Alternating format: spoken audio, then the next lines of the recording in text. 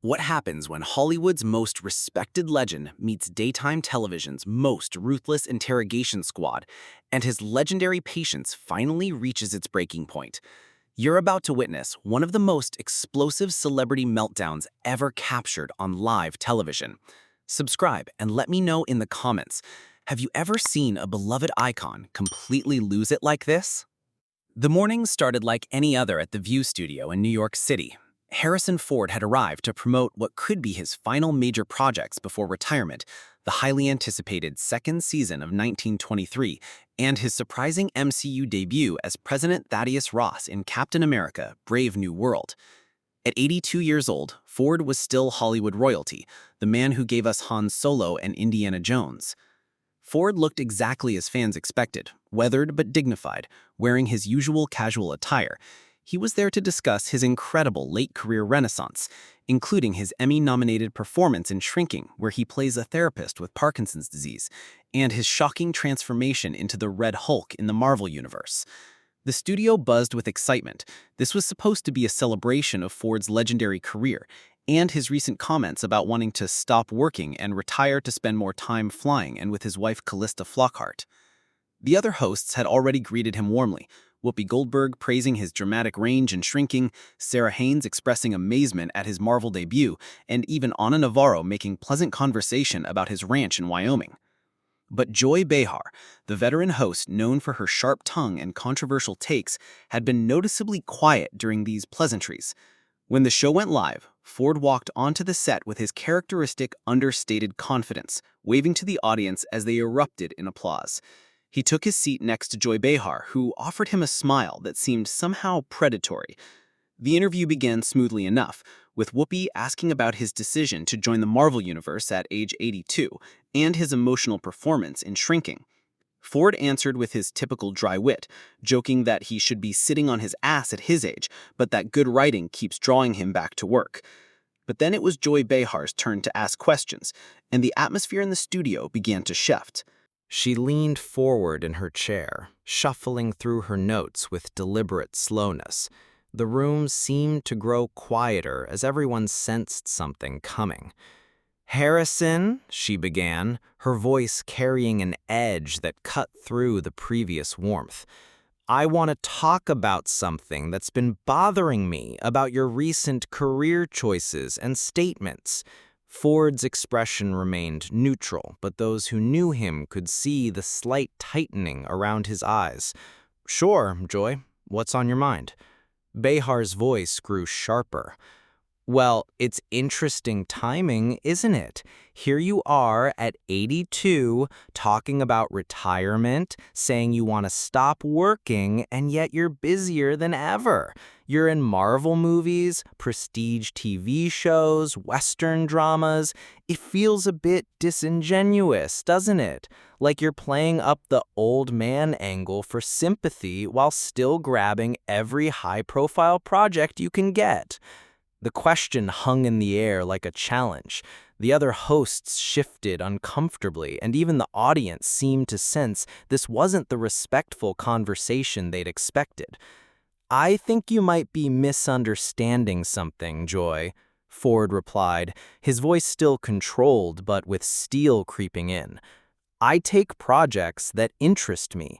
The fact that I'm considering retirement doesn't mean I should turn down good work while I'm still capable of doing it." But Behar wasn't backing down. She leaned back with a satisfied smirk. "Capable? Let's talk about that. You're 82 years old, Harrison. You've had multiple plane crashes, you're playing a character with Parkinson's disease on TV, and now you're supposed to transform into the Hulk? Don't you think there's something almost desperate about clinging to action roles at your age? Don't you think it's time to admit that maybe you're past your prime and step aside for younger actors?" The accusation hit Ford like a physical blow. His jaw tightened, and for the first time in the interview, his famous composure cracked slightly. The other hosts looked stunned. This was supposed to be a celebration, not an attack. "Joy," Ford said, his voice now barely controlled, "I came here to talk about projects I'm proud of. I don't know why you're determined to turn this into some kind of attack on my age or my choices." "This is exactly what journalism should be, Harrison," Behar shot back. "Asking the hard questions. You can't just expect us to sit here and fawn over you because you're Harrison Ford. Someone needs to ask whether it's responsible for an 82-year-old man to be doing his own stunts and taking roles from younger actors who need the work." Ford's hands gripped the arms of his chair. "Responsible? Joy, I've been working in this industry for 6 decades. I think I know my own limitations." "Do you? Because from where I'm sitting, it looks like you're having trouble letting go. You say you want to retire, but you keep taking job after job. It's like you can't stand the idea of not being the center of attention. Is that what this is about? Fear of irrelevance?"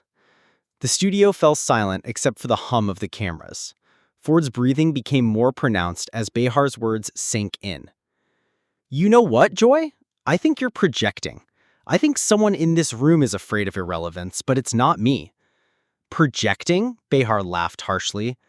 "Let's be honest about your legacy, Harrison. You've been playing variations of the same character for 40 years. The grumpy guy with a heart of gold. Han Solo, Indiana Jones, now even the president who turns into a monster. Where's the range? Where's the growth? You're not Meryl Streep or Daniel Day-Lewis. You're a movie star who got lucky with a few good franchises." The words hit Ford like physical blows. Several audience members gasped audibly. This had gone far beyond normal interview boundaries. "Lucky?" Ford's voice was dangerous now. "Lady, I've worked my ass off for every role I've ever gotten. I started as a carpenter because this industry didn't want me. I earned every opportunity through decades of dedication." "Oh, please," Behar waved dismissively. "You got discovered by George Lucas when you were doing carpentry work for him. Right place, right time. That's not dedication, that's luck." The tension was electric now. Ford was sitting forward in his chair, his famous calm completely shattered. "And let's talk about your personal life," Behar continued, clearly sensing weakness. "Multiple marriages, dangerous hobbies that put you in the hospital, and now you're married to someone 22 years younger. Is that what this is all about? Some kind of midlife crisis that's lasted into your 80s? "How dare you bring my family into this?" Ford's voice rose for the first time. "My personal relationships are none of your damn business."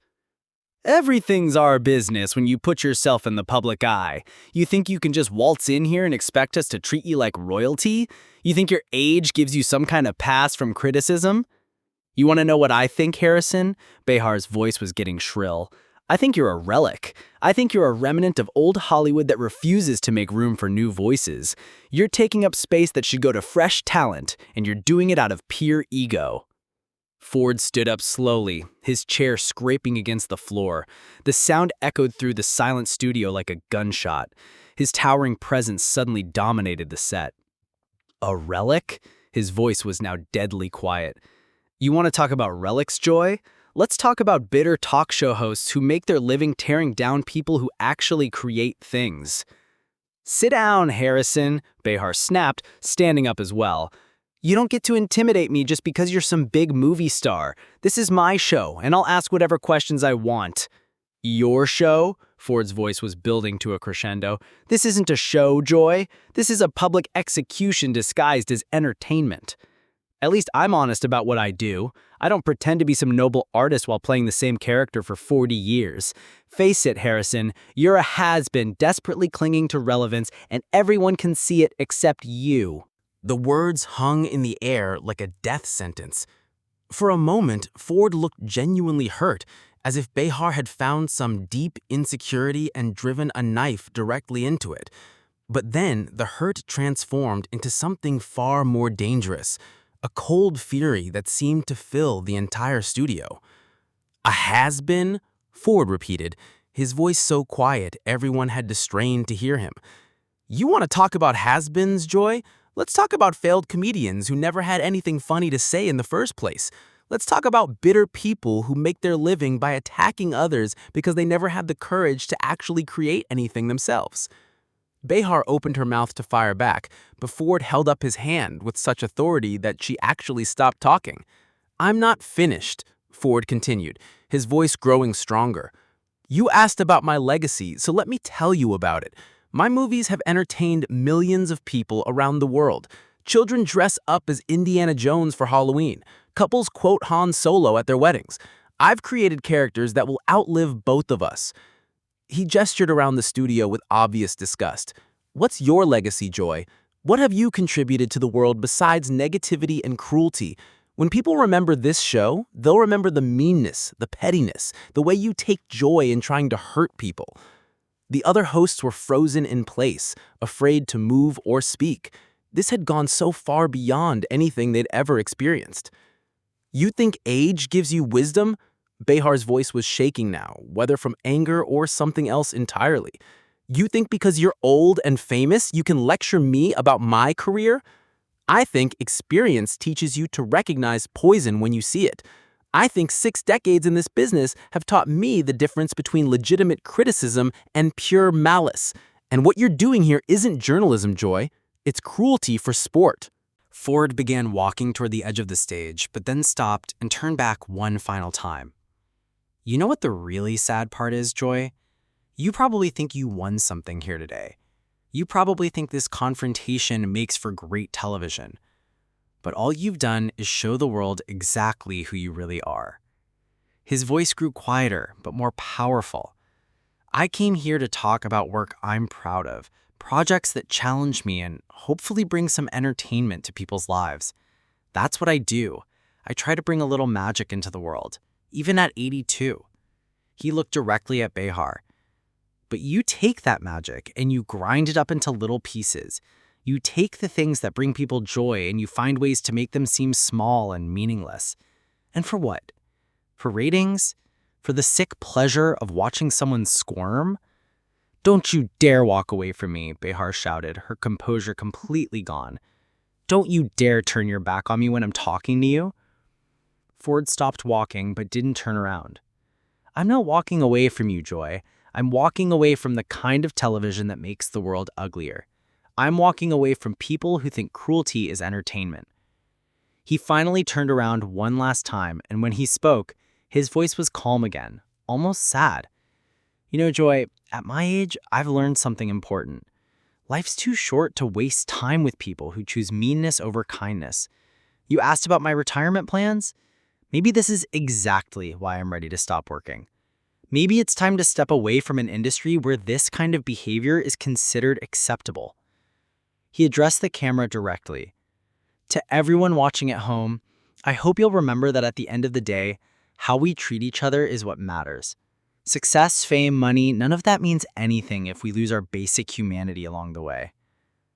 Looking back at Behar one final time, I feel sorry for you, Joy. I really do.